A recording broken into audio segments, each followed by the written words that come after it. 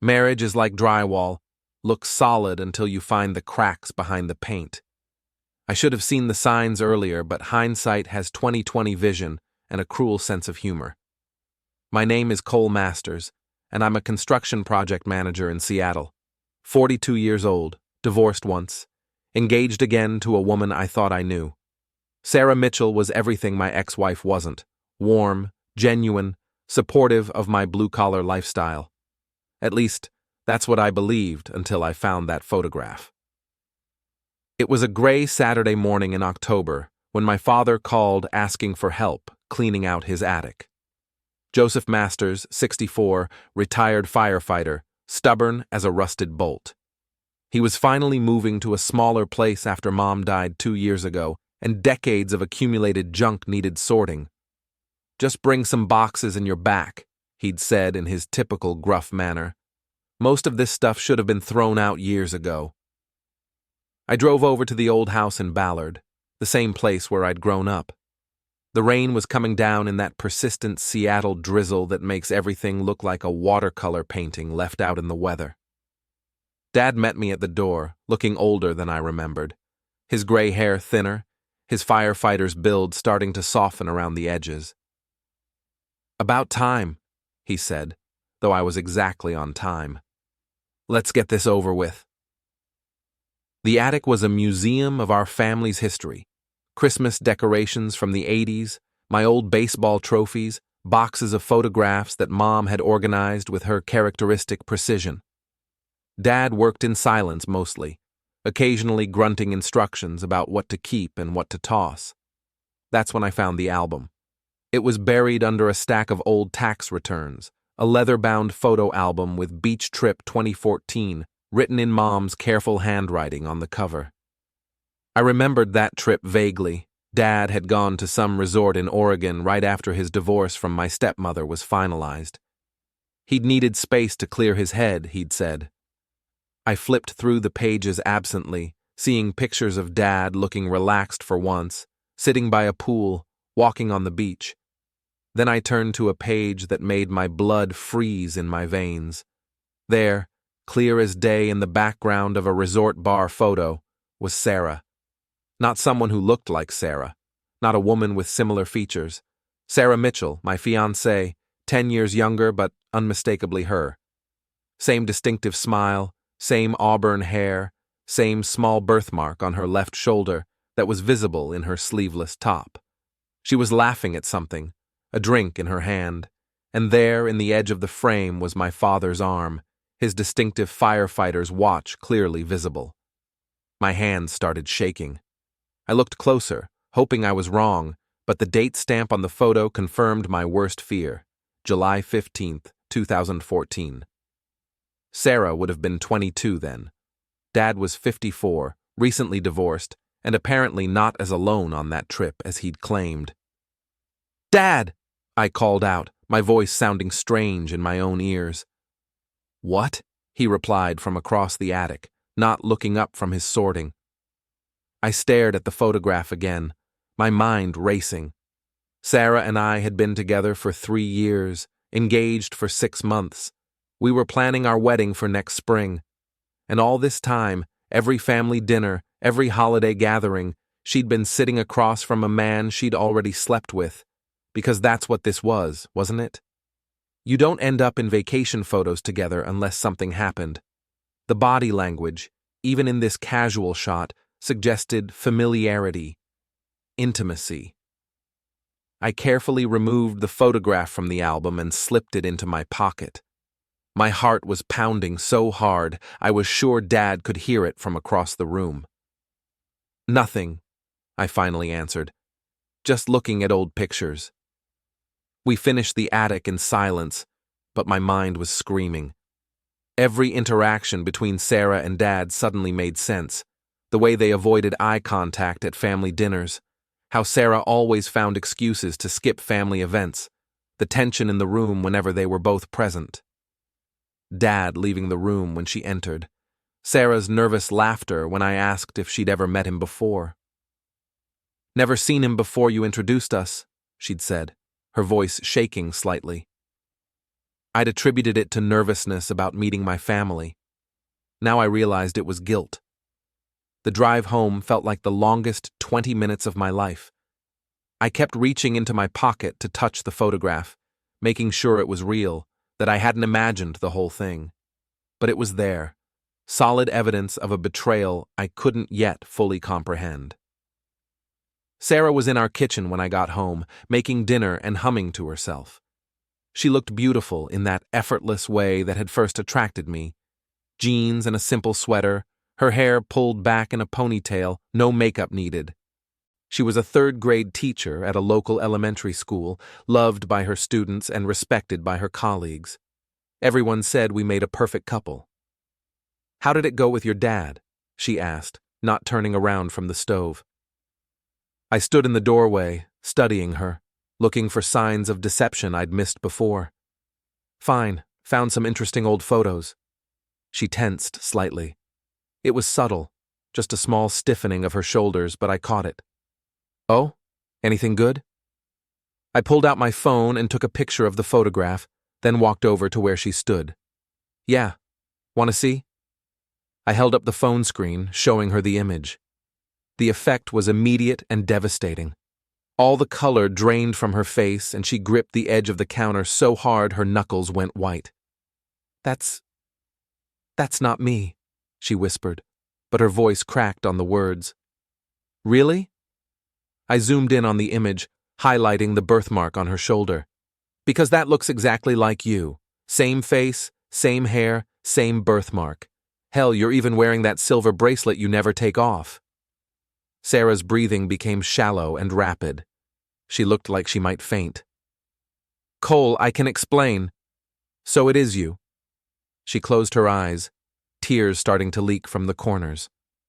"Yes." The word hit me like a physical blow. Part of me had still been hoping for a reasonable explanation, some incredible coincidence that would make this all go away. But hearing her confirm it made everything real. "You slept with my father." It wasn't a question. Sarah flinched as if I'd slapped her. "It was before us," she said quickly. "Before I even knew you existed. I was 22, Cole. I was young and stupid and—" "When did you realize?" I interrupted. "When did you figure out that the man you'd slept with was my father?" She winced at my crude language. "The first time you brought me to meet your parents. The moment I walked into that house and saw him, I knew." "And you said nothing." What was I supposed to say? "Hi, nice to meet you again. Remember that night 10 years ago?" "You were supposed to tell me," I shouted, my control finally snapping. "You were supposed to be honest with the man you claim to love." Sarah was crying now, mascara running down her cheeks. "I do love you. That night with your father meant nothing. It was just a random hookup at a resort bar. I was going through a bad breakup. I was drunk. I made a mistake. A mistake you've been lying about for 3 years. Because I knew you'd react like this. I knew you'd never understand." I stared at her, this woman I'd planned to marry, and felt like I was seeing a stranger. "Did Dad recognize you too?" She nodded miserably. "We both knew immediately. We agreed to never mention it."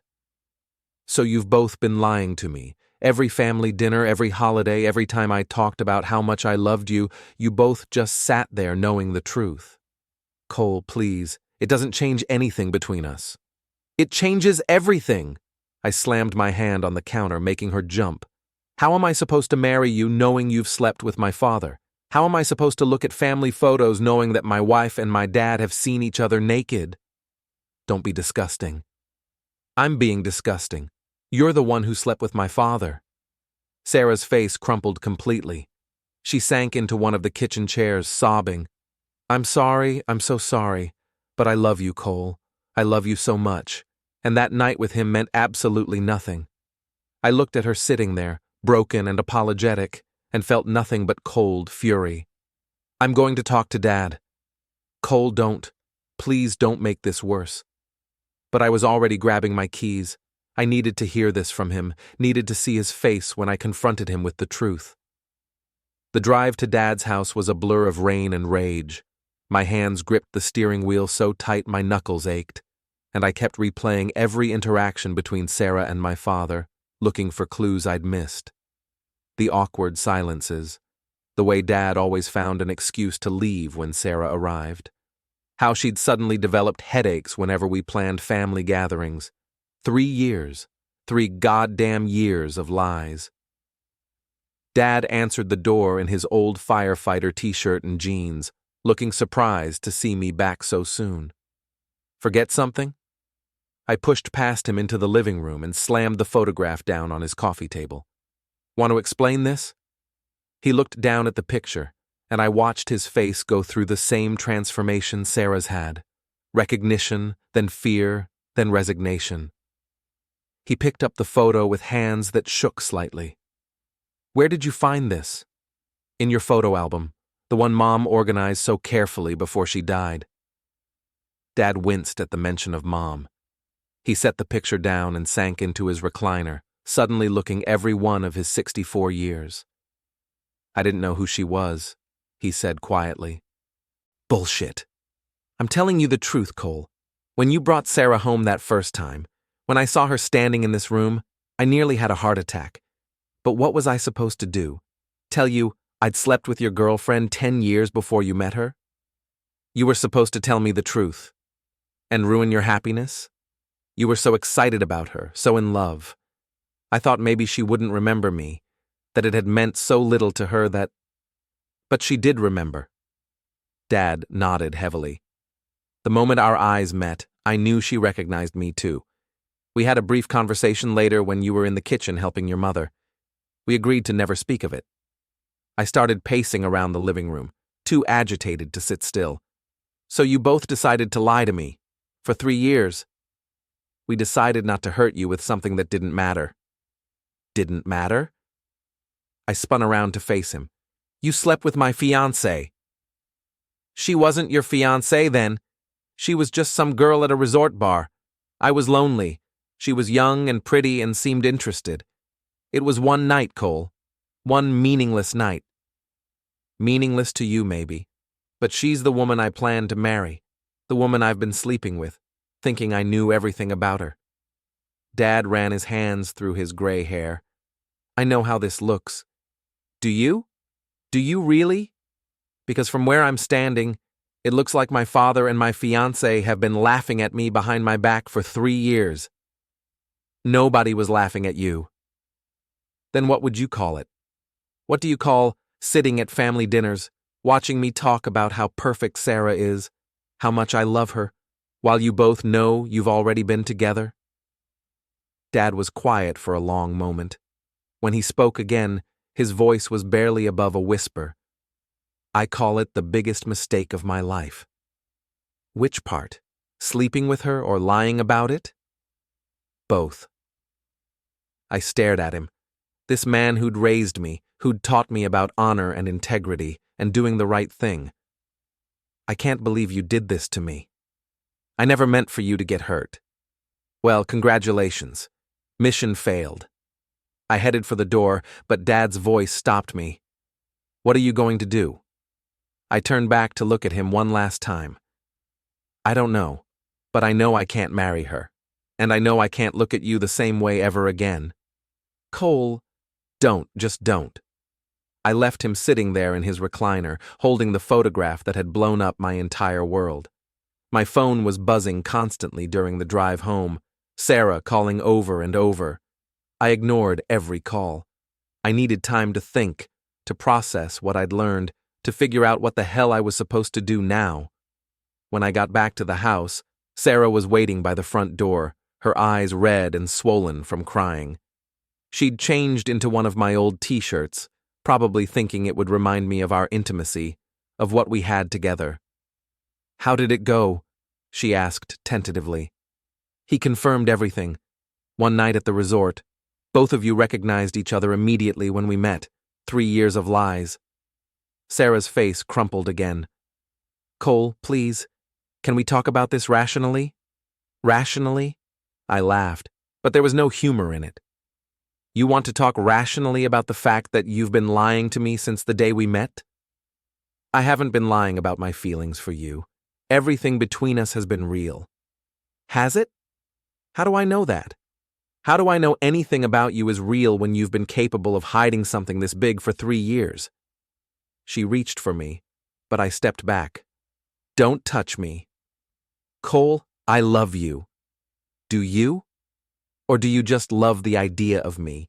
The stability I represent? The chance to stick it to my father by marrying his son? That's not fair. Fair? I pulled the engagement ring from my pocket. I'd taken it from the bedroom before confronting Dad.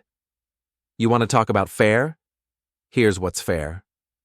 I held out the ring to her. Sarah stared at it like it was a snake. No, Cole, no. Please don't do this. I can't marry you, Sarah. I can't stand at an altar and promise to love and honor someone who's been lying to me for 3 years.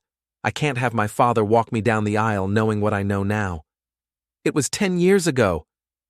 And you've been lying about it for 3 years.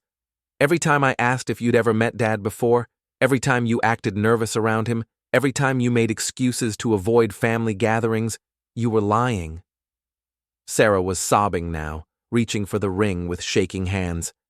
Please don't take this away from us. Please don't let one mistake destroy everything we've built. You destroyed it. The moment you decided to lie to me, you destroyed it. She took the ring, clutching it to her chest like a lifeline.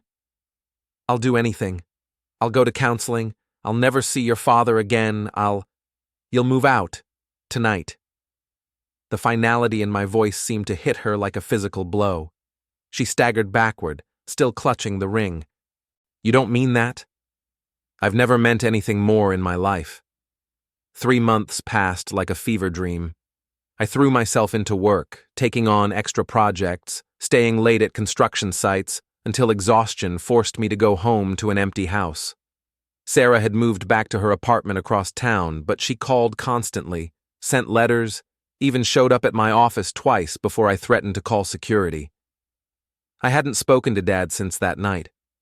Mom's sister, Ellen, tried to play mediator, but I wasn't ready to forgive. How do you forgive someone for lying about something so fundamental? How do you trust again when the 2 people you trusted most in the world had conspired to deceive you? I started seeing a therapist, Dr. Martinez, a no-nonsense woman in her 50s who specialized in family trauma and betrayal. She helped me work through the anger, the sense of violation, the feeling that my entire relationship with Sarah had been built on a lie. Healing takes time, she told me during one of our sessions, and it requires truth, all of it. Are you sure you have all the truth? That question haunted me, because the more I thought about it, the more I realized there were still gaps in the story, details that didn't quite add up. Sarah's extreme nervousness around Dad seemed disproportionate for a one-night stand from a decade ago. And Dad's reaction when I confronted him, there had been something more than guilt in his eyes, something that looked almost like fear.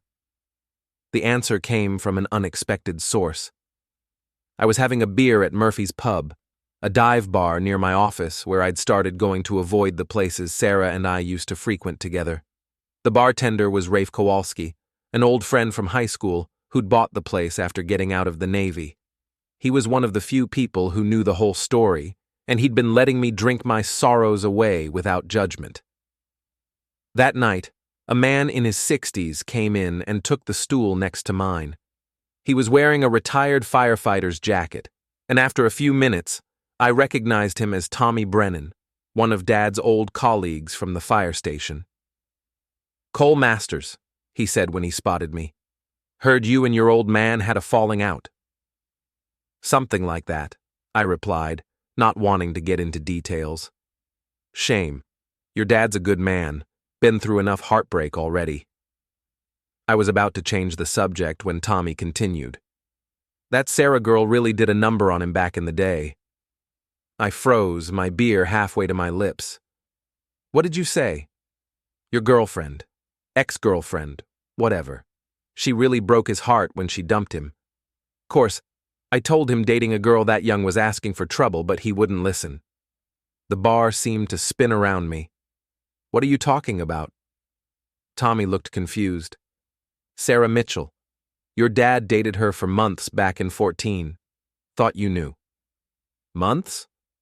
3 or 4 at least. He was crazy about her. Kept talking about how she made him feel young again, how she understood him. Then one day, boom. She's gone. Wouldn't return his calls. Wouldn't see him. He was devastated. My hands started shaking. Are you sure we're talking about the same person? Auburn hair, about 5'6", teaches school? Yeah, that's her. Your dad brought her to the station barbecue that summer. Nice girl, seemed to really care about him. That's why it was so weird when she just vanished. I set down my beer and turned to face Tommy fully. Did Dad ever say why she left? Said she told him she needed space, that the age difference was too much for her. But between you and me, I think there was someone else. Young girl like that. What'd she want with a 50-something firefighter anyway? The room was spinning now. I excused myself and stumbled outside, my mind reeling. It hadn't been a one-night stand.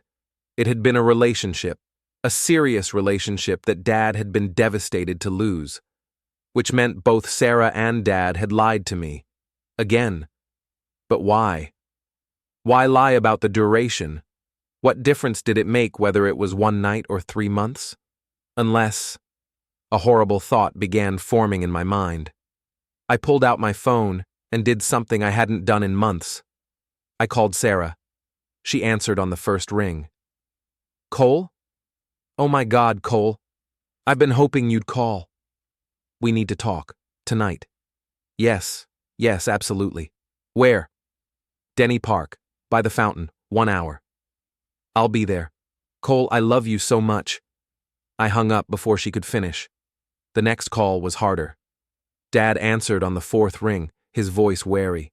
Cole? I know it wasn't 1 night. Silence. Tommy Brennan told me everything. You dated her for months. More silence. I want the whole truth this time. All of it. Meet me at Denny Park in 1 hour, or I never want to see you again. Cole, wait! I hung up and drove to the park, my mind racing with possibilities, each one worse than the last. Denny Park at night was mostly empty. Just a few homeless people seeking shelter under the trees and the occasional jogger passing under the streetlights. I sat on a bench near the fountain, watching my breath form clouds in the cold air, waiting for the 2 people who had destroyed my faith in human nature. Sarah arrived first, practically running across the grass in her eagerness to reach me. She looked terrible, thinner than I remembered, dark circles under her eyes, her hair pulled back in a messy ponytail. She was wearing the same coat she'd worn on our first date, probably hoping it would trigger some nostalgic response. Cole, she breathed, sitting down beside me before I could object. I've missed you so much. Don't, I said without looking at her. Just wait for Dad to get here. Your father's coming? We're going to settle this once and for all. I want the truth, the whole truth this time. Sarah's face went pale in the streetlight. What truth? I told you everything. Did you?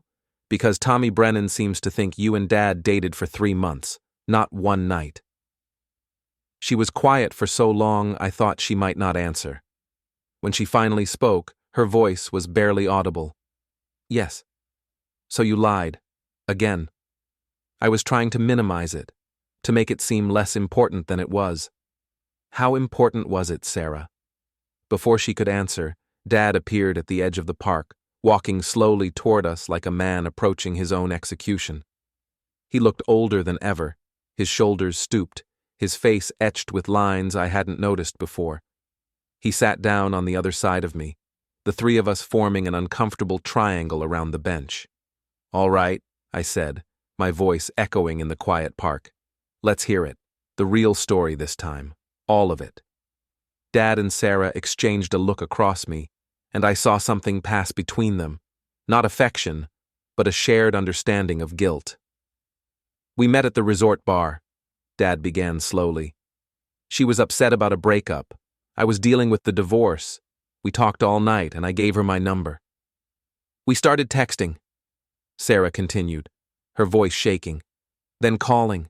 He was so different from guys my age. Mature, stable, emotionally available. I drove up to Seattle to see her, Dad said. Started making the trip every weekend. She'd stay at my hotel, we'd go out to dinner, walk around the city. I thought I loved him, Sarah whispered. The words hit me like a punch to the gut. You loved him? I thought I did. He was everything my ex wasn't. Kind, reliable, interested in more than just intimacy. He talked about the future, about maybe moving to Seattle to be closer to me. I turned to Dad. You were going to move here? For her? Dad nodded miserably. I was thinking about it.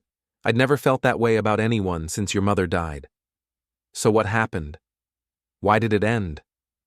Sarah and Dad exchanged another look, and I saw the truth in their faces before either of them spoke. She found out about you, Dad said quietly. What do you mean? I showed her pictures of my family, told her about my son who lived in Seattle, who worked in construction, showed her your photo. The pieces began clicking into place with horrible clarity. You knew, I said to Sarah. You knew he was my father before you ever met me. Sarah's tears were flowing freely now. I was so hurt when he broke up with me. He said the age difference was too much, that he couldn't give me the future I deserved. But I thought we had something real. So you decided to get revenge. I saw your profile on a dating app. I recognized your last name, your face. You looked just like him. I thought maybe if I could make him jealous, if I could show him what he was missing. You targeted me. Our entire relationship was revenge against my father. No. Sarah grabbed my arm, but I shook her off. It started that way, but it became real. Cole, I swear to you, I fell in love with you for real. When? I demanded. When did it become real? After the first month of lying? After the first year? After you said yes to my proposal? I don't know exactly when, but bullshit. I stood up, pacing in front of the bench. Our entire relationship was a lie. You used me to hurt my father. Cole, please. Did it work? I turned to Dad. Were you jealous? Did it hurt to see her with me? Dad's face was a mask of pain. Every day, every family dinner, every holiday, watching you with the woman I thought I loved. But I couldn't say anything without destroying your happiness. My happiness was already destroyed. It was built on a lie. I looked back and forth between them, these two people who had manipulated and deceived me for years. How long were you planning to keep this up? Were you going to tell me after the wedding? After we had kids? Or were you just going to let me live my entire life not knowing that my wife married me to hurt my father? I wanted to tell you so many times, Sarah sobbed. But I was afraid you'd leave me. I should have left you the moment I found out you'd slept with Dad. But this is so much worse. You didn't just lie about your past. You built our entire future on a lie. I pulled out my phone and deleted her number, blocked her on social media, removed every trace of her from my digital life while she watched. I never want to see you again, I told her. Don't call, don't write, don't show up at my office. If you try to contact me, I'll file a restraining order. Cole, please. And you. I turned to Dad. I don't know if I can ever forgive you for this. Not just for sleeping with her, but for letting me fall in love with someone who was using me. You could have warned me. You could have told me the truth before I got in too deep. I thought maybe she really did love you. She didn't love me. She loved the idea of hurting you. I was just a tool in her revenge plot. I started walking away, leaving them both sitting there in the cold. Where are you going? Sarah called after me. I stopped and turned back one last time. I'm going to figure out how to rebuild my life without either of you in it. 6 months later, I was a different man. Therapy had helped me work through the anger and betrayal, but it had also awakened something darker in me, a cold, calculating need for justice. Sarah and Dad had played a long game with my emotions. Now it was my turn. I'd learned things about both of them during those months of investigation. Sarah had moved back to her hometown of Spokane, taken a teaching job at a small elementary school, and was trying to rebuild her reputation.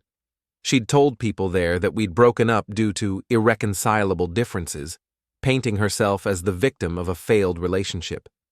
Dad had retired early and moved to a small apartment across town.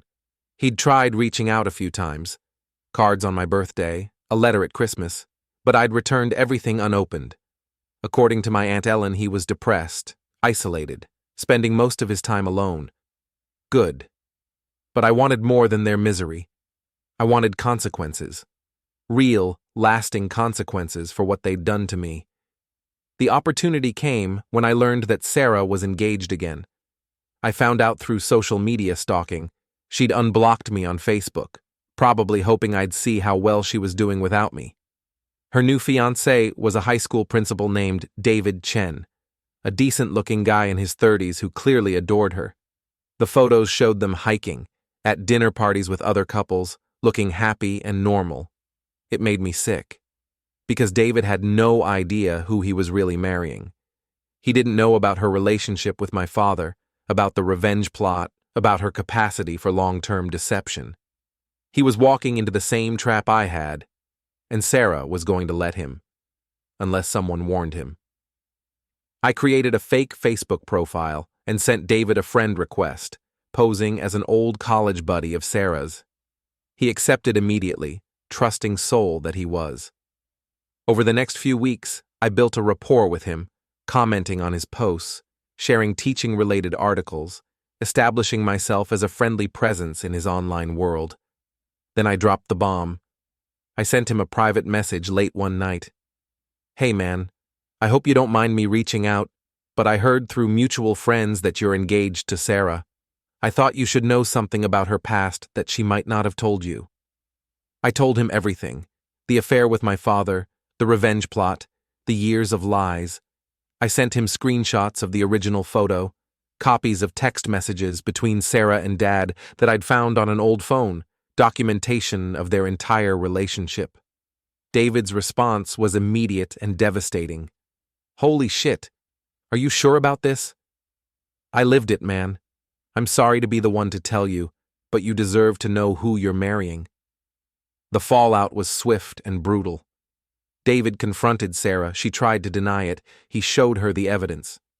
Their engagement ended in a screaming match that half of Spokane apparently heard about. Sarah lost her teaching job when the scandal spread through the small-town gossip network. Apparently, the school board didn't appreciate having a teacher whose personal life was the subject of community speculation. But I wasn't done with Dad. His punishment required a more personal touch. I waited until the anniversary of Mom's death, knowing he'd be at her grave. I'd watched him for weeks, learning his patterns, his routines. Every Sunday at 2 p.m., he'd drive to the cemetery with fresh flowers and spend an hour talking to her headstone. I was waiting for him when he arrived. "Hello, Dad." He spun around, dropping the bouquet of roses he'd brought. "Cole, what are you doing here?" "Visiting Mom. Same as you." He looked older than ever, his face gaunt, his clothes hanging loose on his shrinking frame. "Good. I've been hoping you'd call," he said carefully. "I'm sure you have, especially now that your girlfriend's life has fallen apart." His face went white. "What do you mean?" "Sarah's engagement ended. Did you know that? Her fiancé found out about your little affair and dumped her. She lost her job too. Amazing how quickly things can unravel when the truth comes out." "Cole, what did you do?" "I told the truth. Something you and Sarah never seemed capable of." Dad staggered backward, leaning against Mom's headstone for support. "You destroyed her life. She destroyed mine first, and yours helped. She's a young woman trying to start over. She's a manipulative liar who used me to hurt you, and you let her." I stepped closer, enjoying the fear in his eyes. "But don't worry, Dad. I'm not done yet. What do you want from me?" "I want you to understand what it feels like to lose everything. Your relationship with me, your peace of mind, your reputation. I want you to live with the consequences of your choices." I pulled out an envelope and handed it to him. Open it. With shaking hands, he opened the envelope and pulled out a letter. As he read, his face crumpled. You sent this to the fire department? Your old colleagues deserve to know what kind of man you really are, how you seduced a young woman and then stood by while she used your own son for revenge. This will destroy my reputation. Good. Maybe next time you'll think twice before lying to your family. Dad looked at me with something approaching horror. What happened to you? You used to be a good man. I learned from the best. You taught me that family loyalty is meaningless, that the people you trust most are the ones who'll hurt you worst. So I decided to become someone who dishes out pain instead of receiving it. I started to walk away, then turned back. Oh, and Dad, don't bother trying to contact me again. As far as I'm concerned, you died the day I found that photograph.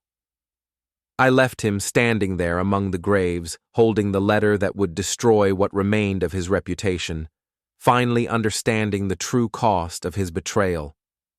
2 years had passed since I'd cut both Sarah and Dad out of my life, and I'd built something new from the ashes of my old existence. I'd started my own construction company, moved to a better house in Queen Anne, even started dating again. Nothing serious. I wasn't sure I'd ever trust anyone enough for serious again, but I was functioning. Then Sarah showed up at my office. I was reviewing blueprints for a new apartment complex when my secretary buzzed me. There's a woman here to see you. Says her name is Sarah Mitchell, and it's urgent. My blood went cold. Send her in. Sarah walked into my office looking like a ghost of her former self. She'd lost weight, her clothes hung loose, and there were gray streaks in her auburn hair that hadn't been there before. She looked like she'd aged 10 years in 2. Hello, Cole. What do you want? She sat down across from my desk without being invited. I want to talk about what you did to me. I told the truth. If that destroyed your life, maybe you should have lived a more honest one. You cost me everything. My job, my fiancée, my reputation. I had to move back in with my parents.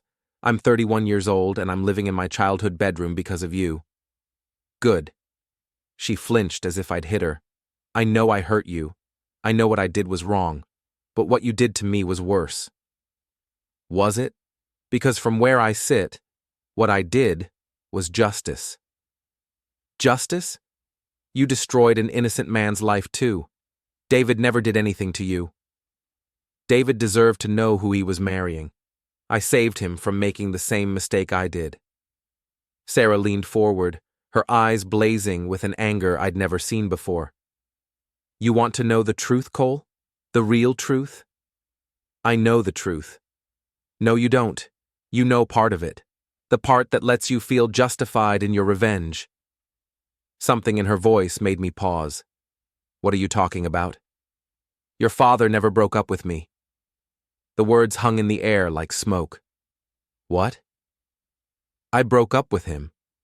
When I found out he had a son in Seattle, I got curious.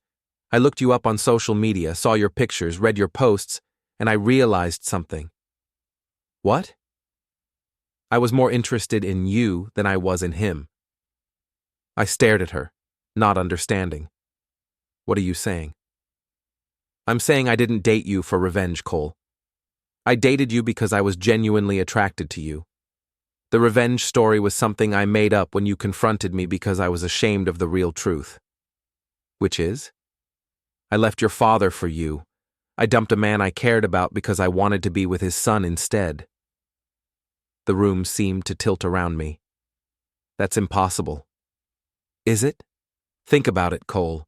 If I was really trying to get revenge on your father, wouldn't I have told him about us? Wouldn't I have flaunted our relationship in his face? But I didn't. I kept it secret, just like he did, because I knew it would hurt him. My mind was racing, trying to process this new information. You're lying. Am I? When did I ever try to make your father jealous? When did I ever bring up our past relationship? I avoided him at family gatherings because I felt guilty about what I'd done. not because I was trying to hurt him. But you said, I said what I thought would hurt you least. I thought if you believed I'd used you for revenge, you'd be angry but you'd get over it. I didn't realize you'd prefer that to the truth. What truth? Sarah stood up, her hands shaking. That I fell in love with you while I was dating your father. That I left him because I wanted you instead. That our entire relationship was me trying to work through my guilt over hurting a good man to be with the person I really wanted. I felt like I was drowning. I don't believe you. Ask him. Ask your father why I really broke up with him. I'm not talking to my father. Then you'll never know the truth. But I'll tell you this, Cole. What we had was real. Every moment, every feeling, every plan we made together, it was all real. The only lie was letting you believe I'd used you when the truth was that I'd hurt someone else to be with you. She headed for the door, then turned back. You destroyed my life over a lie you created in your own mind. I hope it was worth it. After she left, I sat in my office for hours, staring at the blueprints without seeing them. Was she telling the truth? Had I gotten everything wrong? There was only one way to find out. Dad answered his door, looking surprised and hopeful. Cole, I wasn't expecting. Why did Sarah break up with you? The hope died in his eyes. What? 2 years ago you told me you broke up with her because of the age difference. Sarah just told me that was a lie. So I'm asking you again. Why did she break up with you? Dad stepped aside to let me in. His apartment was small and sparse, the home of a man who'd given up on life. Why does it matter now? Because I need to know the truth, all of it. Dad sat down heavily on his couch. She said she'd met someone else, someone closer to her age, someone who could give her a future I couldn't. Did she say who? No, but a few weeks later, when you introduced her as your girlfriend, I put it together. And you never told me. How could I? What was I supposed to say? Your new girlfriend dumped me for you? I felt the ground shifting beneath my feet. So she left you to be with me? I think so, yes. Not for revenge, for love. Dad looked at me with something approaching pity. Cole, what did you think happened? I told him about the confrontation in the park, about Sarah's confession to using me for revenge, about everything I'd done to punish both of them, based on that belief. When I finished, Dad was quiet for a long time. So you destroyed her life because you thought she'd used you, he said finally. Yes. But she actually sacrificed her relationship with me because she loved you. It looks that way. And you destroyed my reputation because you thought I'd helped her deceive you. Yes. But I was actually the victim of her choosing you over me. The full scope of what I'd done was beginning to sink in. Dad, Get out. What? Get out of my house. You came here looking for truth? Here's your truth. You're a vindictive, cruel man who destroyed 2 people's lives based on your own paranoid assumptions. You didn't want justice, Cole. You wanted to hurt people because you were hurt. You were trying to feel powerful, and you succeeded. Congratulations. You turned yourself into the villain of this story. I stood up, my legs shaking. I can fix this. I can make it right. How? Sarah's life is ruined. My reputation is destroyed. The damage is done. I'll tell everyone the truth. I'll explain what really happened. Dad laughed bitterly. You think anyone will believe you? You think Sarah will forgive you? You think I will? I looked at this broken old man, my father, and realized what I'd become. In my quest for revenge, I'd turned into something worse than the people I thought had wronged me. I'm sorry, I whispered. Sorry doesn't bring back the dead, Cole, and it doesn't undo the damage you've done. I walked to the door, then turned back. What do I do now? You live with it, just like Sarah has to live with what you did to her, just like I have to live with what you did to me. I left his apartment and drove home through the Seattle rain, finally understanding the true cost of my revenge. I destroyed two innocent people because I couldn't accept that sometimes love is messy and complicated and painful. I pulled into my driveway and sat in my car, staring at my expensive house, my successful business, my empty life. I'd gotten everything I thought I wanted: justice, revenge, the satisfaction of making my enemies pay. But in the end, the only person I'd really destroyed was myself.